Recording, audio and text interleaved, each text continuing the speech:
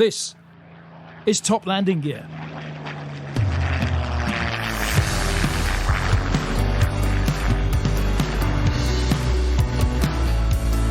Cleared for takeoff.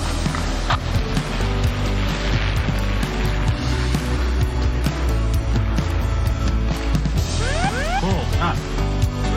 Pull up. Pull up.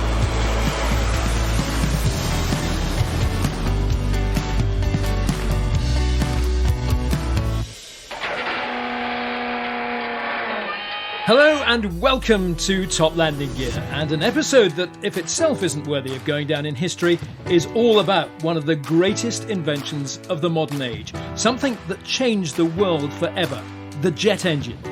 We had the immense pleasure and privilege of interviewing the son of the man credited with the invention of the jet engine, Sir Frank Whittle. We'll hear just a clip of our interview with Ian Whittle later in this episode. And as ever, you'll be able to hear the full-length interview in our Full Flaps edition, which drops a week after this pod. So depending on when you're listening to this, it may well be there now. What is here right now is the TLG team, so let's meet them. Firstly, our aviation expert who just missed out on the RAF's fast jet course, but in keeping with his own personal development, has gone on to fly massive jets with massive engines. He is our massive aviation expert and massive friend, James Carter. A massive hello. A massive hello, Jimbo. Now, in much the same way that you should never stand behind a horse, another animal you might want to give a wide berth to, not for fear of being kicked, but whose hot exhaust gases should be avoided at all times. Agricultural and equestrian fencer, my brother, Jez Blow Him Away. You got away with that one, Roy. Hello, everyone. Yeah. There's more than a whiff of chart success amongst the team. As someone who's dropped one, no, make that 4 top 10 hits. Lead singer, songwriter for the indie pop band Scouting for Girls, Microlite trainee pilot and TLG podcast producer, Roy Stride. Hello, everybody. And lastly, powerful and thrusting, leaving questionable trails behind him wherever he goes. He's super, he's sonic. It's me, Rob. How are you Sonic? I don't know. I don't even know what that means. I'm a bit like a hedgehog. You're not even on the radio anymore. I was never on the radio. I didn't have the face for radio. No, that's what they told me. Yeah, well, it's super to be back with you all. It really is. We'll have all our usual features. Ask James, Jez's quick facts. This week, all about the jet engine. And following last week's debacle, the top landing gear... So I've been upset about it ever since. The top landing gear quiz returns to its former glory. High quality, well run, easy to follow scoring, rigorously fair, and competently hosted by me. Okay. For those of you who didn't catch last week's episode, it was hosted by James Carter, the quiz, because it was about the Wessex, one of his former steeds. Actually, you did a grand job, James. Well, there haven't been any complaints yet, and no one has also wrote him, mate, to say how good it was either. No. It isn't really that surprising. No. Well done, James, nonetheless. Good. What have we all been up to since the last time we met? Not much, I guess. I'm still peeling super glue off my fingers, having stuck myself to my digger, so that's about it for me. Good, lovely. I'm studying hard for my air law exam, which will be coming up soon, which is first time I've studied for anything in 15 years, so yeah. Wow. You are composing some new songs. Yeah. I've been out playing shows and starting to record album number. We were just trying to work out, I'm not even sure what number it is. It's how many we've done. It's like... Is it greatest hits number 8? Greatest hits, yeah. Future greatest hits. Future greatest.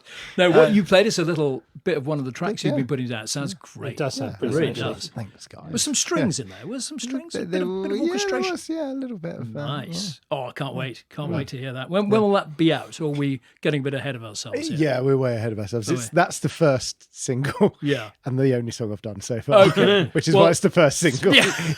Well, depending on when you're listening to this, it may maybe on the greatest hits album. May already have got to maybe another 60 or 70. Yeah. Yeah, all right. Yeah. And James, I know that you've been fairly busy and things getting back to normal. Things getting back to normal-ish in thing. I've been carrying on with constructing an extension at home. Oh, yeah. Yep. How's that going? I mean, don't bother telling us. But I'm just being polite. Fine. Good. Well, Excellent. And you've had a lot more time on your hands because you haven't had to spend ages writing a quiz. So that's No, a lot of time. That's saved me, another Minutes. couple of minutes. Yeah. So I've had that to just wallow around in my own juices, really. yeah, splendid. Now, we've been asking people to send in questions. Remember, just before we go on with the talking about the jet engine, it's your chance and ours to ask James anything at all about the world of aviation. What questions have we had piling in? Well, we have had, as I said on the last episode, we've had loads of fantastic feedback. So many people pleased that we are back as a podcast. We are the number one UK aviation podcast. I'm guessing we haven't had any questions. Is this what? Yeah, no. We have. I'm just playing for time, trying to open the right folder on my phone. There was a helicopter question which came in, which we should have really asked on last week's episode, which is all about the Wessex. But we had so many questions. So this one is from Sandy Loynd. As the pilot of a paraffin budgie, I actually have no idea what a lot of this means. I wondered what views James has on the SAR Sea Kings, and was he ever tempted to apply for the SAR side of things? Cheers. Oh, right. What is a paraffin budgie? Is it like a Bell Sioux, a Bell 47? I'm not even gonna bluff this one out. I still don't know what a paraffin budgie is. Okay. A type of helicopter? It might be a type of helicopter. Maybe it's the Puma or a Wessex. But no, I've never heard the term. But it probably is a term out there. I'm just a little bit naive to all gloss that over world. that. We'll gloss then. over that. Maybe he just didn't have his spell check on and it was something completely different. Yeah. didn't check his email. It's probably something that I just should know and don't. Sorry. Well, that's unusual. But as far as the actual question, Paraffin budgie. Paraffin budgie, yeah. It is the name of the helicopters that fly people out to the oil rigs. That makes That does make sense. So it's a doesn't it? people Sort of a carrying way. helicopter as opposed Yeah. to a SAR helicopter. Yeah, interesting. Lovely. Good. Yeah, so SAR, search and rescue, if you wonder where, Right. was an option when I was going through training, and people were either went to search and rescue or they went to combat helicopters, as they were called. And at the time, I was 22, 23 years old, and it was all about combat battles, sort of SH, as we call it, support helicopters, with a sort of young, cool thing to do. And at the time, search and rescue had a little bit of a older man, pipe and slippers, building a kit car while you're waiting for your shout out. Your real ale to brew. Yeah, it was a real ale type drinking. And it wasn't then considered as dynamic and glamorous as the support helicopter world. Right. And those very few people also go search and rescue first tour. A few did, but it was quite rare. Having said that, having done a little bit of search and rescue myself, it's probably far more technically difficult than support helicopters. It's an incredibly sort of complex Dynamic flying. because dynamic of the flying, sort yeah, of- and it's just you're at risk all the time. You're constantly thinking about escape options and how should something really bad happen. And it's not just, for example, an engine failure. Should a sudden downdraft happen, or should the wind change? What you're going to do to escape? Is this And- because of the geographical situations you're likely to be So in? either you're nearly always up a mountain, so you're possibly hot and high. You're against a cliff, or you're over a tiny little boat that you're trying to rescue some poor blighter off. It sounds like sexual positions. I don't know what positions you've used. Up a mountain. Just remember, against the wall, he spent a while over a boat. stuck to a tractor by super glue this afternoon. So I'm sure most of those are related let's to just not sheep go as well. there. No, that would be news to me. Oh, God. Get the scissors in, Roy. So it is a very, very technically demanding role. And I think one that, as you mature, if you like, certainly, is very appealing, but not one that I did go for, because you are also very much at the beck and call of people trying to kill themselves. And you'll sit there and you'll have days where nothing happens at all. You're just sitting around a crew waiting, and then all of a sudden everything goes wrong at once like that. Well, it's like there's a brilliant book I've read, and I wish I could remember what it was called. Who the author was? He was a Royal Navy SAR pilot, and it was during the Fastnet, the awful Fastnet rest in 80 something. Sorry, that's as vague as I I've could read possibly that book. make it. I can picture the cover, and I can't remember what it's called. It's a brilliant book. But interesting though, because you had the RAF doing the SAR, but so were the Royal Navy, and they're grey and orange helicopters. I wonder how it's all privatised now. It is now. Then it was split up geographically, so there were about 4 or 5 naval stations that held the SAR responsibility, and then another half a dozen to dozen RAF stations. Yeah, and certainly in terms of the Wessex, which was the original one, there were sort of the much shorter gaps between them. And when the Sea King came out, the range extended. Oh yes. And so they lost half of their stations. Oh right. When the Sea King came and took over from the Wessex. Yeah. So it's but it was always held by the RAF and the Navy. Yes. With a little bit of Coast Guard down in the southeast at some stage. Right. And operating out of Leon Solon or somewhere. Probably. Something like that, I think, or possibly yes, it might have been Leon Solon. And then it was all privatised. Yeah. And it's run by the Coast Guard now. Yes. But the companies that do it are private. Yeah, companies. and they're big, hefty, noisy helicopters. I can't Noisy remember what they is all helicopters are noisy. these are incredibly noisy. Really noisy. Yeah, they really are. Yes, but they, and I think it's come on. They're all now auto hover and very capable. I first heard about this during. I know we're talking about jets today. We were talking about helicopters last time, but they are powered by turboshaft engines, so that's jetty, isn't it? Yes.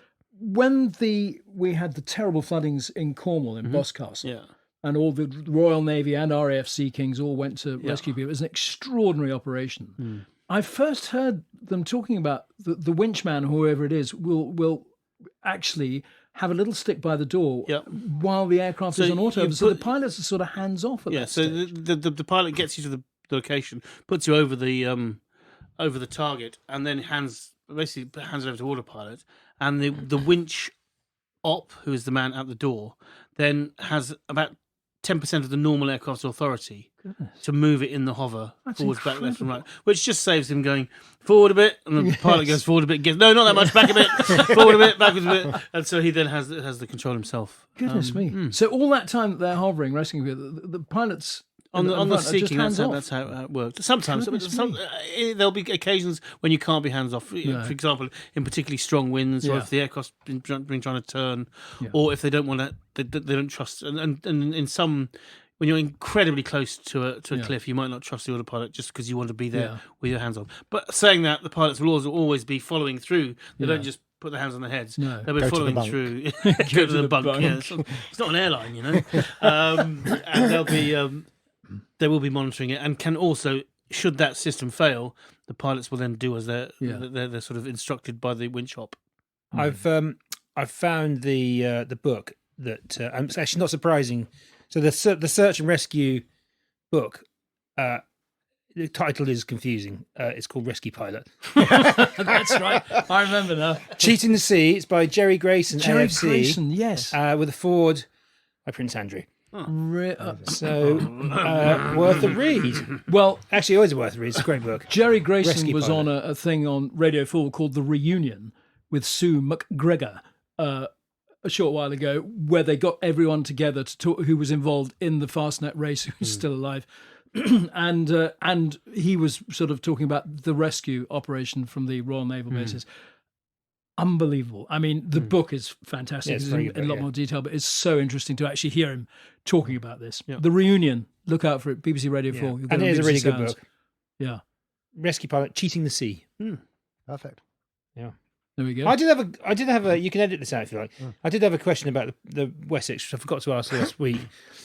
Hubcaps on a Wessex. Oh yes, I've seen pictures of bare wheels with wheel nuts, and I've seen these sort of top hat type things stuck on the side. What are those all they about? are flotation gear. So you have two big bags, sort of like airbags on a car, packed into those little hubcaps, and if it detects water, or you press the button, these two big bags come out and basically keep the aircraft afloat. Do they work? Yeah, they work. There was one, and the RAF lost an aircraft out in a typhoon in Hong Kong, and they blew the flotation gear on that, and they all got off. And I think the last thing they saw, it was still Floating away in the distance. floating away in the distance when they'd all been rescued after a while. So, yeah, very effective. Because the S-61N, which is like the big passenger carrying Sea King, which is the helicopter that used to do the Land's End of the Isles of Scilly trip, one of those ditched and it wasn't successful. All right. And it just tipped over the moment. I think the worst thing to do is if one works and one doesn't, and it does. But you always expect. We used to do this thing called dunker training, where you sit in a tube down in Yeovilton, and they put you in the water in a massive swimming pool. Yeah. It's all on cranes and everything. It just goes in and then rolls upside down, and you have to get things. out. Oh, yeah. And you'd have to do that every 2 years. Some people hate it. Weird people like it, and but it's just you always expect when it hits the water, it's going to go upside down because that's the natural way a helicopter would. All the air being trapped underneath it, it would roll it upside down. With the Wessex having its engines front, is it not very nose heavy when it hits the water? I imagine it would be, yeah. But the flotation gear on the Wessex was those two hubcaps, as you say, which then come out as bags on the side, and there was a big inflatable tube just placed in the tail, fully inflated all the time. It's basically dead space in the tail, and it used to just float on those three. That was the plan. Brilliant. So that's the jet engine then. Done and dusted.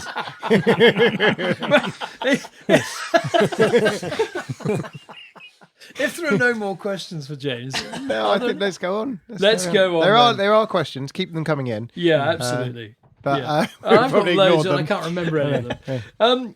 Well, yeah, the jet engine. We'll hear a clip of our interview with Ian Whittle in a moment. But first then, let's learn a bit about the history of the jet engine. Here, with his usual expulsion of hot air, is Jez with Jez's quick facts. Well, I've got 3 pages of quick facts.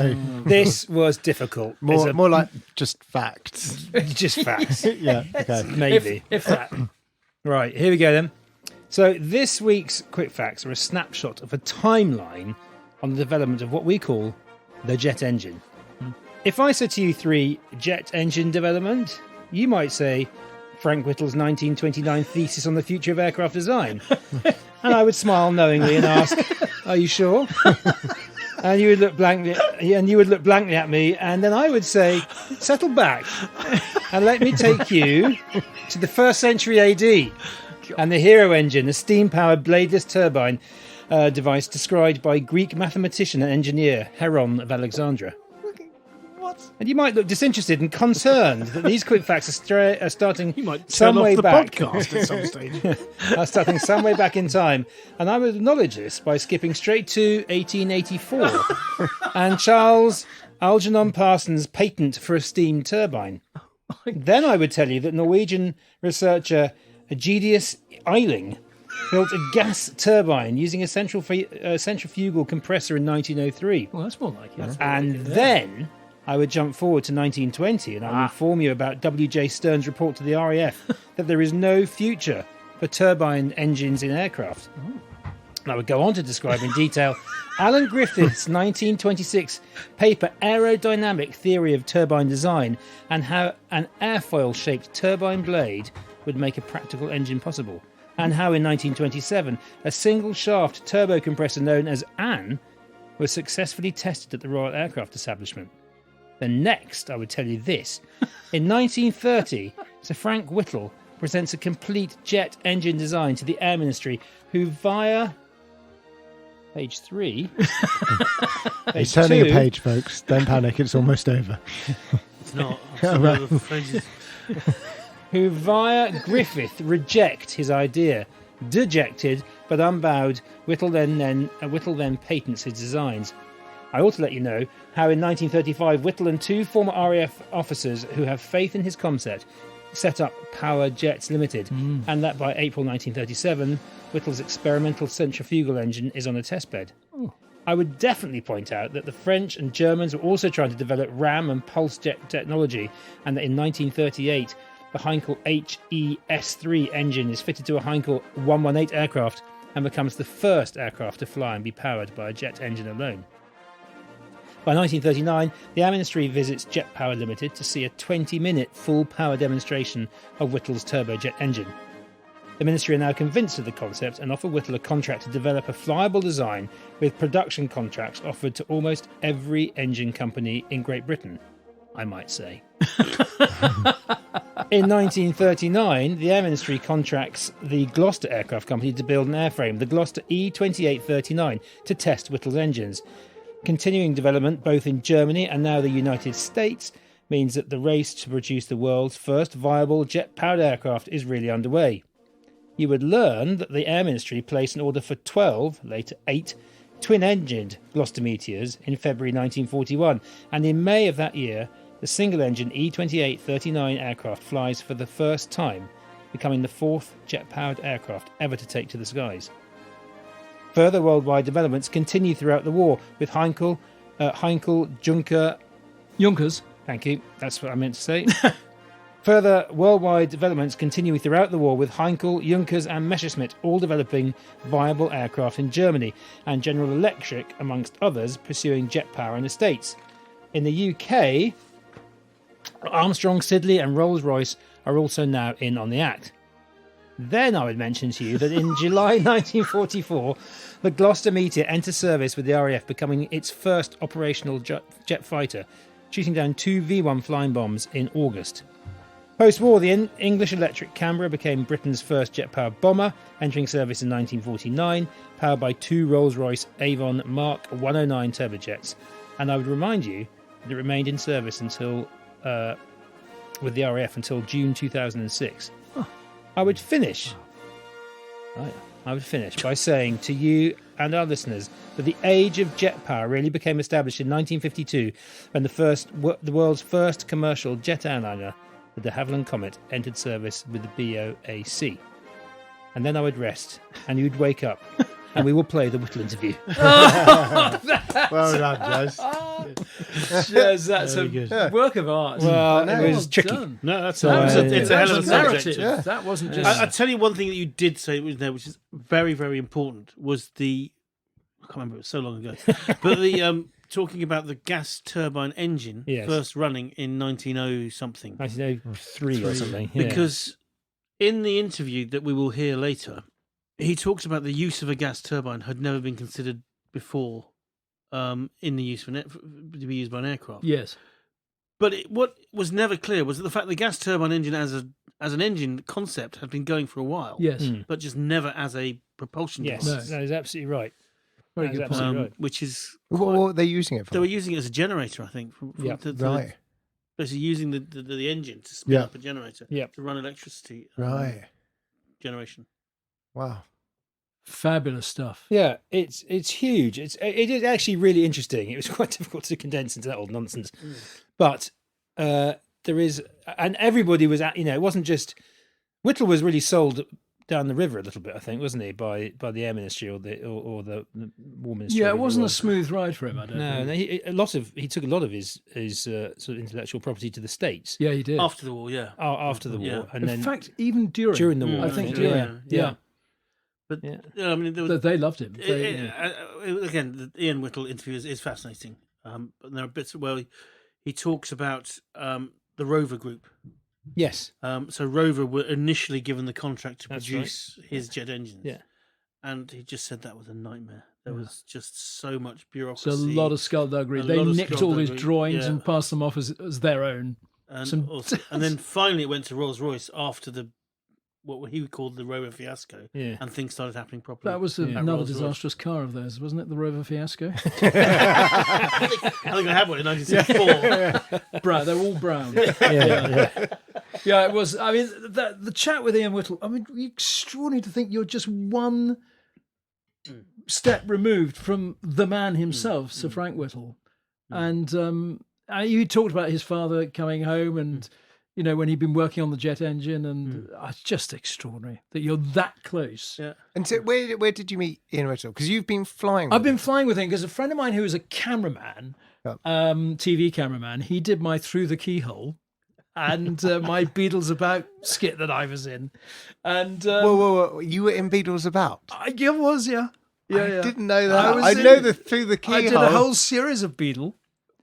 Because the producer of the quiz show I did, Turnabout, was also the producer of Beatles About. Okay. So he said, you must come and do a series of Beatles About. Well, you did the ultimate Beatles About, didn't you? I the did. the best one they'd ever done. So they say, which is the alien landing in this woman's garden. Do you remember? Oh my God. Yeah. That was you. Well, It wasn't the alien. No. Yeah. Although you can be thinking that now. It was down in Dorset. And I won't take too long on this, but this meteorite lands in her garden. She comes home from wherever she's been that evening and finds all her local fire brigade there, the police, the army, scientists in white coats, and floodlights lit because it's at night everywhere, but they're quite a long way back, and hidden behind the floodlights are all the different TV cameras. So of course, which meant you couldn't see them. Yeah. But because everything was so far away, they had no way of getting in close to her unless they had a TV reporter with a camera crew. So I was the TV reporter. And so I went up to her and started interviewing her. And I had to be from ITN. At the time, I was actually working for the BBC.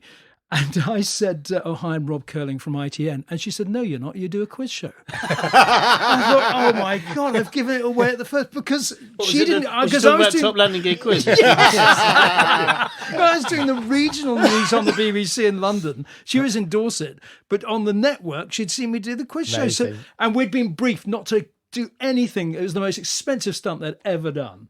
You mustn't do anything to risk giving it away. And of course, the first hurdle, I'd almost blown it. But anyway, it was a great thing to be involved in. But that cameraman, also very keen on flying. And I bumped into him and he said, oh, I'm now an air traffic controller at Fair Oaks, but I'm still flying. Come flying. And when I told him about Ian, told him about the podcast, he said, oh, you must speak to Ian Whittle. So that's how it came about. And what did he take you up in? What? It was a Piper Cherokee Arrow or Archer? Archer, I think. Nice. Really nice. Yeah. Really nice aeroplane.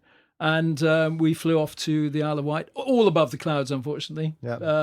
Had lunch at the Isle of Wight and then came straight back again. But it was great. But that was my meeting with Ian to see if we might get on and he might agree to be a guest on the podcast, which thankfully he did. Perfect. Yeah, terrific. So that's my story. And then I went predominantly into sport. So, shall we hear from our guest then, do you think? The son of Sir Frank Whittle, Ian Whittle himself, a notable aviator of considerable pedigree who flew the Gloucester Meteor in RAF service, powered by the very engines that his father had invented, and who later joined the airlines. Well, James and I went to visit Ian at his Surrey home. And because Ian had indeed been a fast jet pilot, James struggled a bit to keep up with him. But here's just a brief clip of Ian talking to us about his father's legacy.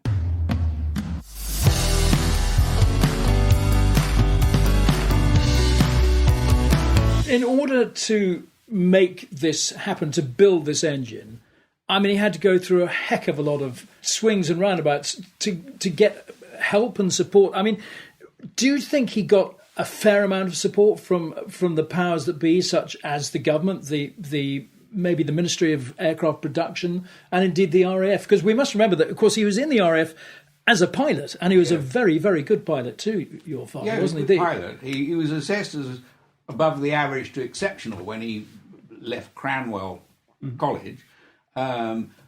But no, he had no help whatsoever from the British authorities. When he proposed his turbojet in 1929, he first showed it to his commanding officer, who was a Group Captain Baldwin, and Jack Baldwin showed it to him, and Baldwin said, "Well, crikey," he said, "if this works, it's rather incredible."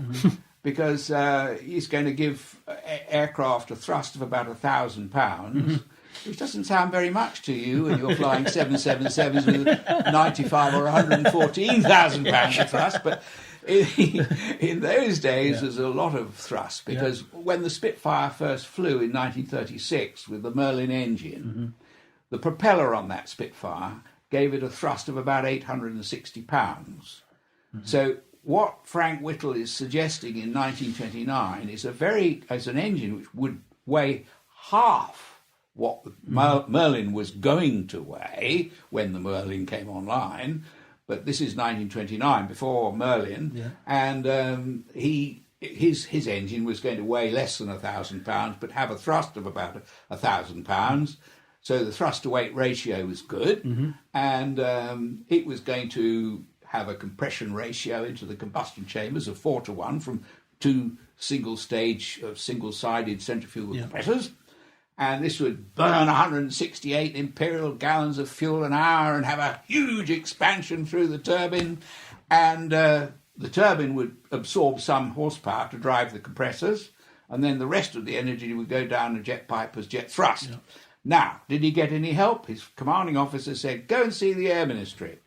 So he went to see the Air Ministry. Baldwin made an appointment for him, and he went to the Air Ministry. And they said, he said, this is, Tweedy was the man who he met him at the door. Mr. Tweedy said, well, this is a gas turbine. He said, we don't know anything about gas turbines here in the Air Ministry, in the engine division. We're all piston engine people, aren't we? Yes. So Frank Whittle said, yes, well, isn't there anybody you know who could... They said, yes, we've got a man. At the Royal Aircraft Establishment, we've got Dr. Arnold Griffith. Oh, A.A. Griffith. A.A. Griffith. He became quite a thorn in your father's side, I think, didn't he? Did he ever? Alan Arnold Griffith. Now, Griffith was, without any shadow of doubt, a very clever man.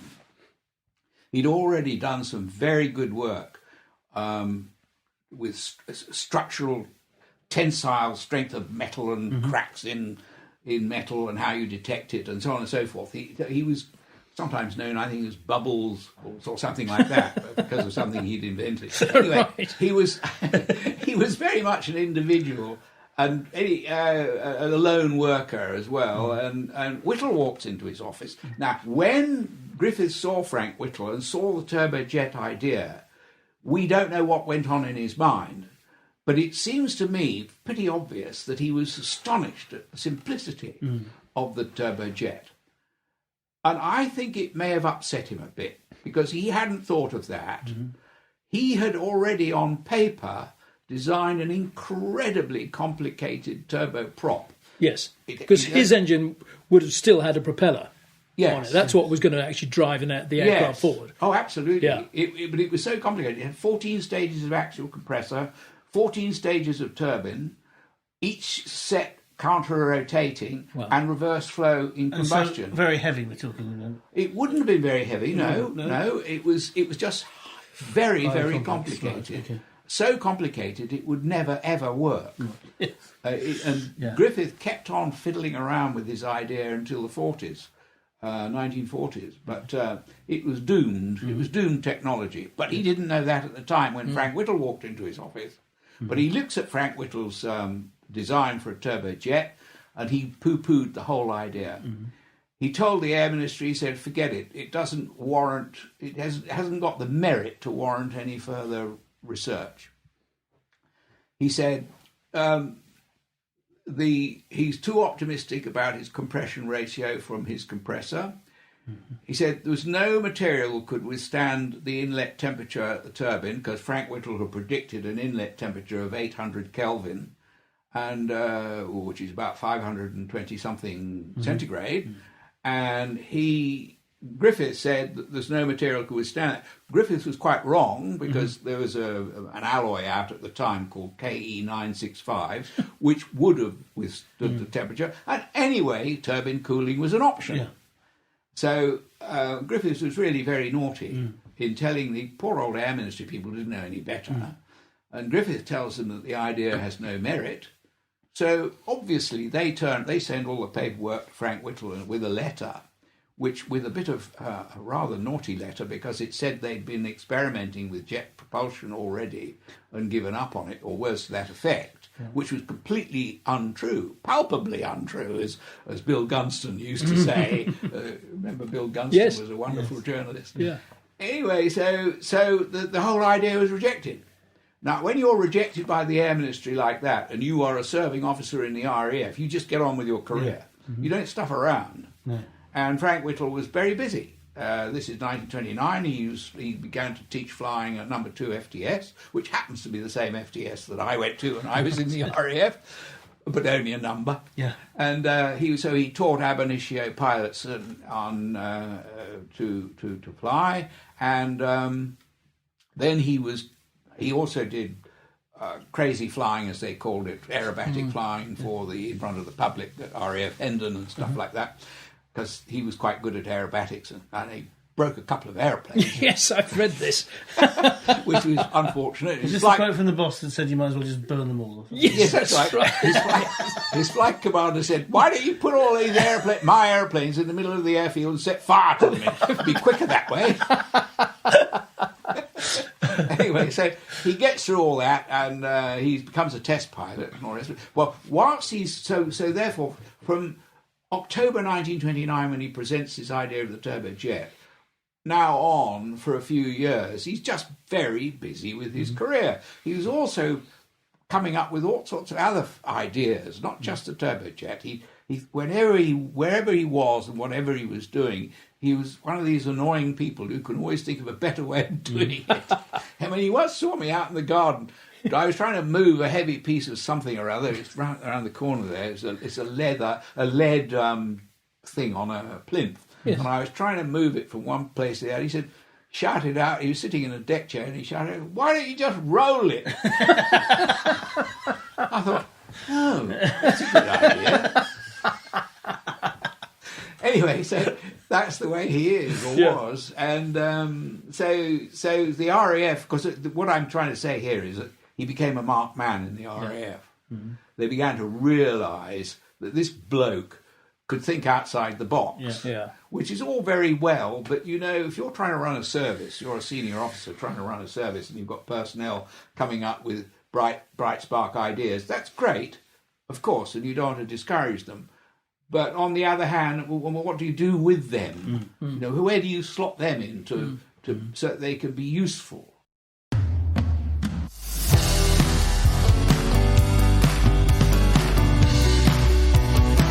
That was just part of our conversation with him. It was a long chat. He put a lot into it. He's very enthusiastic about the subject. It's great. And he's still passionate about his father's work. Yeah. And it was fascinating. But the other thing that amazed me is, I don't know if anyone's been to Brooklands. Yes. Yeah. There's an engine room in Brooklands with these original engines in them. And they look nothing like a jet engine that you consider these days. They've got pipes coming all over the place. And I don't know if the original, is it the DA...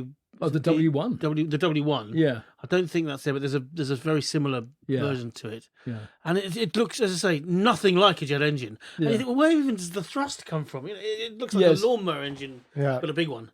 Yeah. And it is just, but to see the evolution of that through to, because they're all compressor. He talks a lot about the difference between compressors and axial centrifugal compressors and axial flow compressors. It's quite technical in places, but it is a bit technical. I mean, the whole thing is fascinating, and as I say, it's pretty much first hand.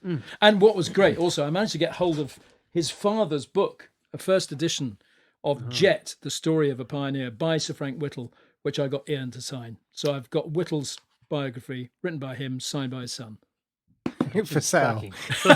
Yes. Do any aviation enthusiasts out there? Oh, lovely. So, as I always say, a full interview will be available on our Full Flaps. So, ladies and gentlemen, I think it's time for the quiz. Yes. How do you feel about that? Yeah, Shall we get back to the traditional manner after last week's debacle? Absolutely. Do you mind if I take a few? I'm going to go through my 27 buzzers that I've decided to. If you must. Yeah. Remember, these buzzers have to be relevant to the topic we're discussing. Oh, is that how it works? Can we be absolutely clear about that? Yeah. Okay. So, is anyone ready? Have you got your set up? Jez, let's hear you. So, this is from a little Crown information film. Oh, the COI. Yeah, I think. About the jet engine. Here it is. The precise language of the engineer, it's called a jet propulsion gas turbine. Turbine. I You and love me, that. it's the jet engine. One of the marvels of this century of marvels. Wow. That's Very lovely. good, And very Ian good. does mention the turbine. The turbine. Doesn't he? He As does mention indeed the did his turbine. father. I don't know when it changed to turbine, but I love turbine. That's beautiful. Yeah. That's great, isn't it? Yeah. There we are. That's a point there on its own. Very nearly. Yeah. I mean, if there's some discrepancies, I'll bear that in mind, bro. James looks confused. Roy? Well, for me, my link to jet is if you were growing up in the early 90s, I'd finished growing up by then. Yeah. There was the holy trinity of childhood crushes, which was Michaela Strachan, Jenny Powell, Oh, yes. and Jet from Gladiator. So my buzzer is...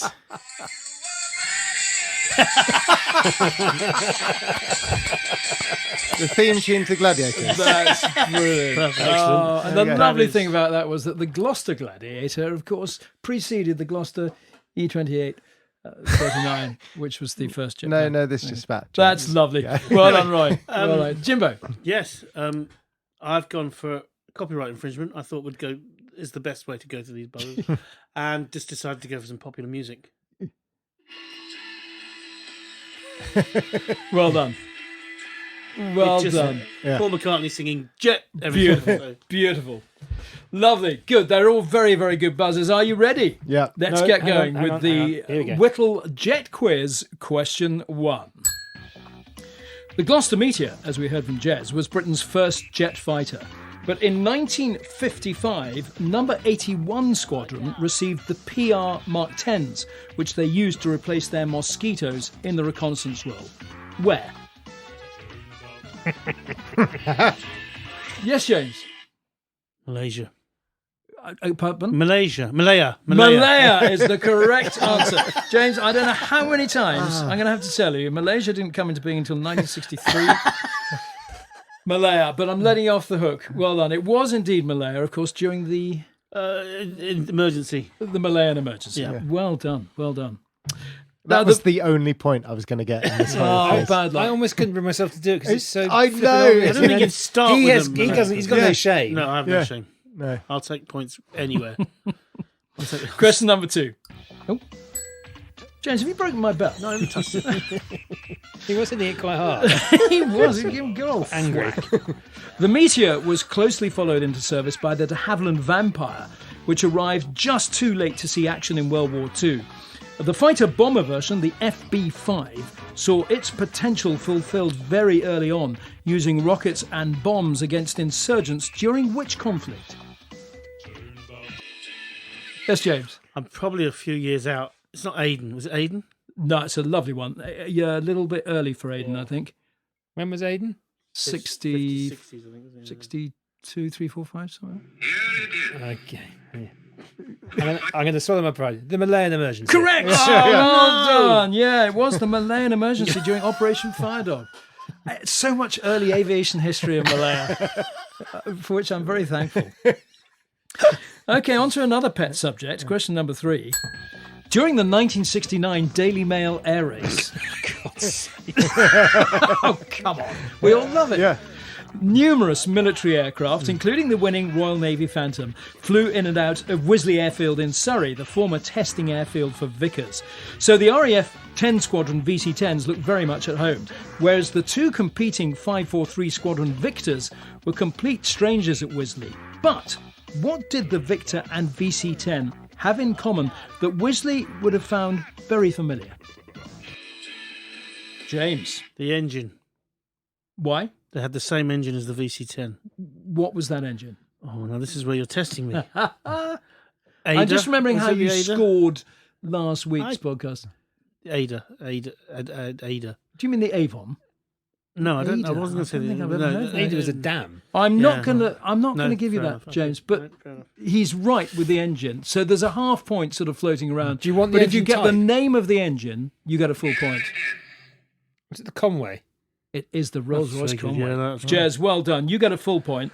And James gets a half because it was the engine. I would have also accepted T-tail because the Victor, of course, has that amazing T-tail, as did the VC-10. A bonus question here, actually. What is significant about the Rolls-Royce Conway? Here it is. Yes, Jez. Was it present in both the Victor and the VC-10? Brilliant. Extra point for you. No. Well, yes, but that's not what was particularly significant about it. The Rolls-Royce Conway. Any thoughts? No, none. First turbofan. Well, you've had your go. Well, yes, that's true. James, do you want to buzz in? Yes, James. Was it the first turbofan? Yes, it was. It was indeed the first turbofan. You need to keep your mouth shut, for God's sake. Yeah, brilliant. Very, very good. I knew it was. Okay, well done. On to question I'm number quite cross with 4. myself. Rolls-Royce engineer Stanley Hooker worked closely with Frank Whittle, but which engine is he famous for designing and for which groundbreaking aircraft? Yes, James. I'm going to guess the Pegasus for the Harrier. Yeah, well, I mentioned this during the interview with with Ian, and you were sitting right next to me. So I'm afraid I'm going to have to give James a point. Yeah, he's looking a little bit smug. Well, at least he was listening. Well, he does show he was listening. Yeah, it was for our dear old Harrier. I thought you might have gone for the Olympus, actually, but which he was involved in, but more the marketing point of view. Just recap the score. Well, cap the scores. Roy yet to score. Yeah. Jez with 2. James in the lead with 3.5. It's a big I gave lead. him one of those answers. Yeah. Well, it's a bit your own fault. Yeah, it is. Totally mine. Okay, now look, Roy, Okay. here you go. Think about James and his buzzer and get ready. Okay. Ready. Okay? Other than the obvious, what does the 1974 Paul McCartney hit Jet have in common with the Gloucester Whittle and indeed most other aeroplanes? The Gloucester Whittle. Well, yeah, it was known as the Gloucester Whittle, the E2839. Yeah, not its official name. It actually was called the Gloucester Pioneer, but no one called it that either. 3 seconds. Okay, Roy. What? Say the question again. Yeah, what does the 1974 Paul McCartney hit Jet have in common with the Gloucester Whittle and indeed most other aeroplanes?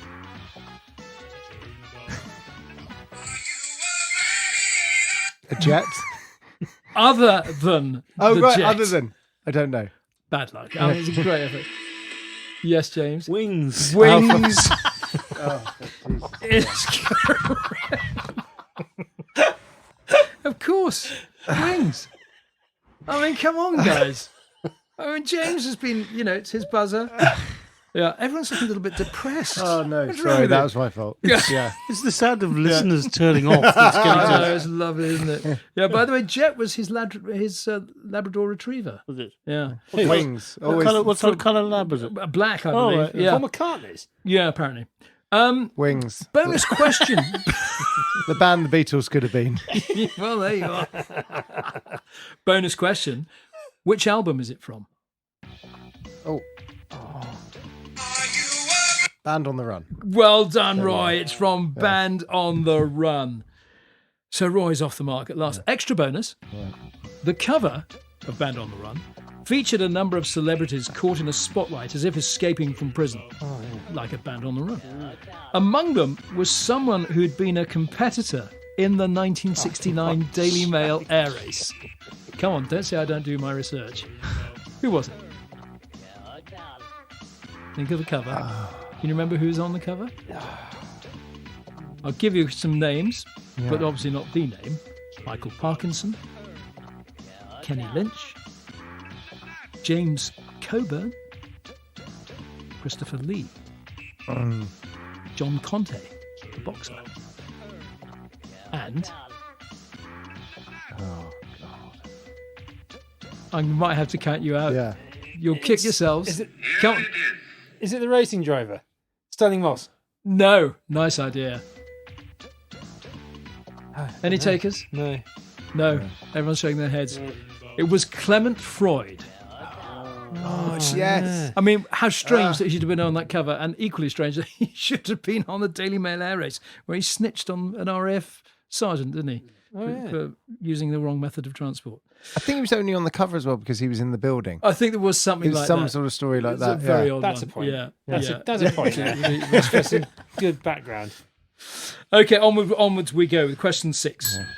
What was the significant difference between the US operated Phantom and British Phantoms, which gave the British Phantoms better range and acceleration?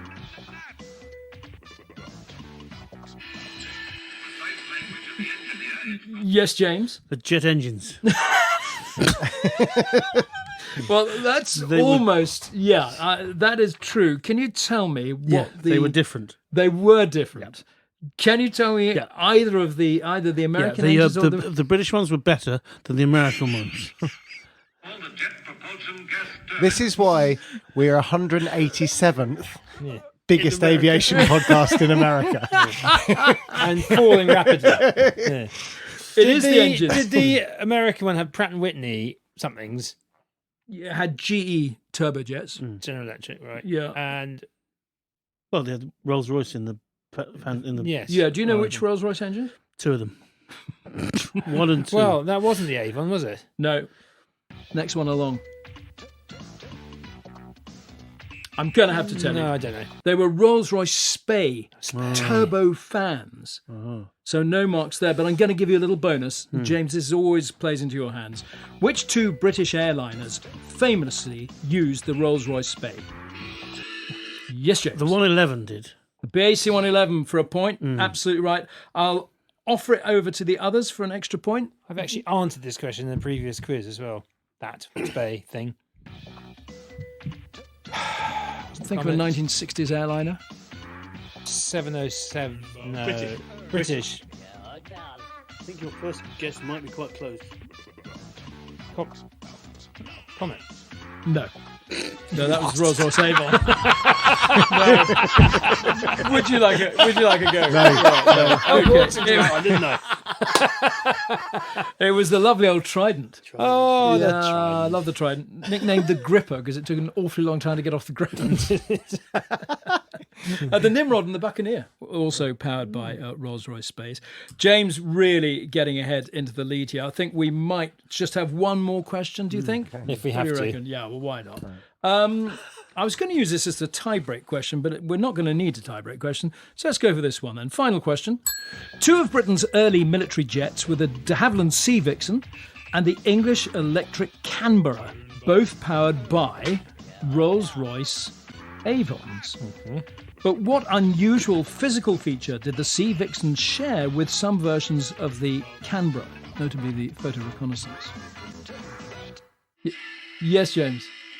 Kind of going for the offset cockpit. You are beautiful. Absolutely spot on. They've got an offset cockpit, I think, to the left because the navigator or whatever role he was fulfilling was sort of stuck down in the fuselage, couldn't see out in front of the toilet window, beneath where the pilot was sitting. So the cockpit was actually offset to the left. There we are. Well done. I know you look absolutely fascinated. Gerald looks just a bit pissed off, to be frank, but Roy, not much better. Let's go through the final scores then. In third place with a really elegant 1. Thank you. Roy Stride. In second place with an impressive 2 is Jez. I'm going to have add up James's score. 1, 2, 3, 4, 5, 6 and a half Well points. done, James. I think that's a Well record. From That's the a failed high score. jet Yeah. pilot. Yeah.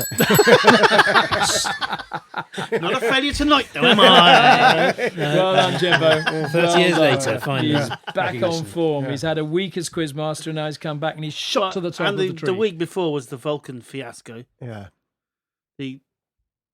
Let's ask the person who knows everything about the Vulcan all about the Vulcan. Oh, So yes. we had to put up with that. Well, hang on. You flew the Wessex and didn't win that one, and you are currently flying jet airliners and did win this one. So I don't think, and your technical knowledge should be somewhat better than mine as a fencing contractor. Okay, let's do one on glue next week. Yeah. I didn't even get wings. So That is No, that was a slightly shame. embarrassing. That was Yeah. really Yeah. playing into your hands, I felt. But know. I think it's sort of long given up by then. I was actually Almost just looking at tempted something on my we phone by that we point. record that question because James doesn't win anyway, just so that Roy gets it because it would. It's slightly embarrassing that you didn't. Yeah, all right. Come on. Oh, no, come on. I mean, there's pity and there's pity. I mean, should we just put him down? Lovely, you guys. go. I think that's... I'm going to edit all this out. Another You're quiz going to win sound, for- another and quiz you're win not going to come out of it very well, James. It'll just be Okay. gladiator theme for All right. every answer, but with James's voice. Yeah, brilliant. Okay, so Roy wins. this is for the edit. And congratulations to Roy, the winner of Thank the you very quiz. much. Right, let's go. Great, well done. You can cut that in. Well done, guys. Well done. Messy, but well done. Now, to those of you still listening, well done. And remember, you'll be able to hear our full-length interview with Ian Whittle in our Full Flaps edition, which drops a week after this episode first airs. So depending on when you're listening to this, it might well be there right now. And if you'd like to listen to any or all of our podcasts so far, you'll find them on our updated website, toplandinggear.com. or wherever you normally get your podcasts. And please do subscribe. It is completely free. And let us know anything or anyone you'd like us to feature, and we'll try and make it happen. Remember, you can get in touch with us on Twitter, Facebook and Instagram at Top Landing Gear. And do please email us your questions for our expert James at info@toplandinggear.com. That's info@toplandinggear.com. 2 G's. As ever, please do recommend us to your friends and family and leave a review, especially if you've enjoyed it. If you really haven't enjoyed this or any of the other episodes, maybe just keep it to yourself. No need to mention it on social media or anything. We'll be back again in another couple of weeks for your further listening pleasure, or maybe not. Thanks for listening anyway, and bye for now.